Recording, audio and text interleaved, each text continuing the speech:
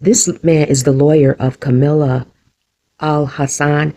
This man was explaining her conviction, and he's wearing this wig install because it's part of their culture over there. The Ghanaian lawyers wear these wigs for court, but when he talked in whatever tribal language it is that he's from over there in Ghana, and he included some English words. So I believe the English words that he included within some parts of his talking about this situation was because there are no words in his language for the legal system in some of the practices, some of the words. It just doesn't exist. So it was a combination of his language with a couple of words or more in English thrown in there. I was able to Google and use AI to determine what this man was telling those of us who viewed him talking. And then I read some articles. Let's get into it.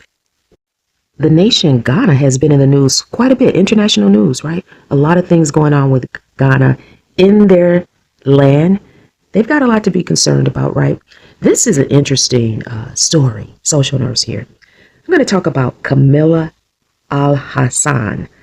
Camilla Alhansan. She's a Ghanaian lady who had a TikTok account. She made TikToks, and she made a TikTok that really a TikTok video that really got her in some trouble. This is nuts. Now, I would think that the Ghanaian government might be lenient. Maybe they could just give this lady probation and, sentence her to not be on TikTok for a couple of years. I don't know, but what she did is wrong, and let me just explain the case. But my understanding is that she has a toddler, and her brother has been advocating that the Ghanaian government have mercy on her. Now, I don't know if this lady has a husband or family. I'll get back to her story specifically, but I hear Africans always talk about how traditional they are. But you read a lot about women and just the children. The men aren't doing that much, or those African nations would not be in the conditions that they are in. So if this lady is a single mother, if you will, I really hope that the Ghanaian government has mercy on her. Let's get into it.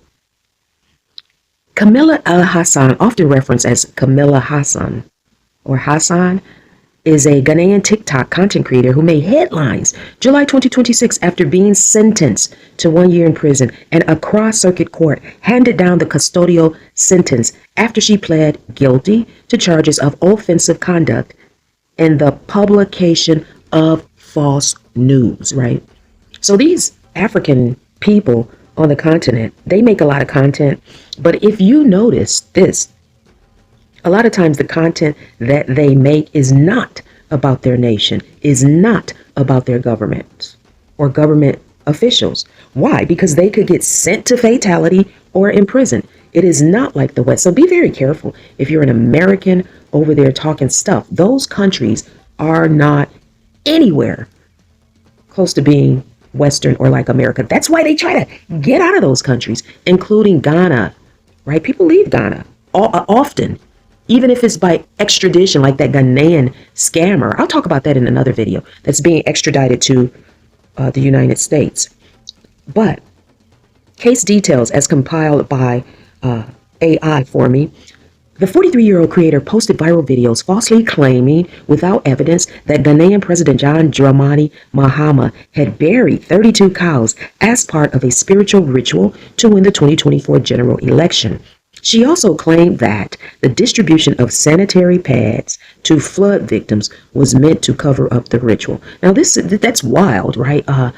Just hearing it, the story, what she was posting, I don't even believe that, and I would know that she's probably just making something up. I don't know if she's, was trying to be a comedian or what, but it's not funny either. I don't know what this lady was thinking.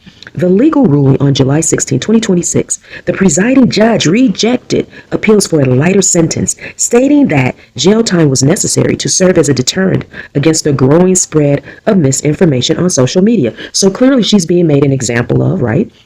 The political fallout. Her jailing has sparked intense national debate in Ghana. Members of the minority New Patriotic Party, the NPP, have condemned her imprisonment, labeling her a political prisoner and demanding legal reforms regarding criminal insult. and speech laws. So, um, I don't know. It seems like this lady is still in jail. A year, hopefully it goes by fast for her. My understanding is that she does have a toddler. Her brother has been advocating for, mercy for her. And I don't know if she has a husband. A lot of times these Africans will come online talking about how traditional they are, depending on what country they're in. But I think a lot of this old tradition, the men do this and that, is probably leaving those African nations, right? I mean, if the men were doing so great in these African nations, they wouldn't be fleeing, going all over to other countries. It just is what it is. And this includes Ghana, right? Because I just saw a video where racially black people are being enslaved in the African nation of Libya. And some of the enslaved racially black people include Ghanaians, right? So it's crazy over there. It's crazy everywhere, actually. The globe is having some sort of social, geopolitical reset. Social nurse.